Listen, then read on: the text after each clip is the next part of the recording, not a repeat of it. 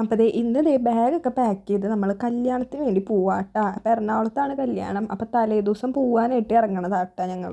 അപ്പോൾ എല്ലാ സാധനങ്ങളും ആക്കിയിട്ടുണ്ട്. പിന്നെ വാതിലൊക്കെ പൂട്ടി ഒക്കെ ഇറങ്ങാട്ടാ ഞങ്ങളെല്ലാവരും ഉണ്ട്. അച്ഛനും അമ്മയും എല്ലാവരും കൂടെ നമ്മുടെ ഓട്ടോയിൽ തന്നെയാട്ടാ പോണേ. അപ്പോൾ ഞാൻ മാസ്ക് ഒക്കെ ഇട്ടിട്ടുണ്ട്. എന്താണെന്ന് വെച്ച് കഴിഞ്ഞാൽ ഇപ്പോൾ പുറത്ത് പൊടി ആയതുകൊണ്ട് മാസ്ക് ഇല്ലാണ്ട് എനിക്ക് എവിടെയും പോകാൻ പറ്റാത്ത അവസ്ഥയാണ്. അങ്ങനെ പിന്നെ പോണ വഴി എനിക്കൊരു കൊറിയറും കൂടി എടുക്കാനുണ്ടായിരുന്നു പർപ്പിളിൻ്റെ. അപ്പോൾ അതും വാങ്ങിയിട്ടുണ്ട്.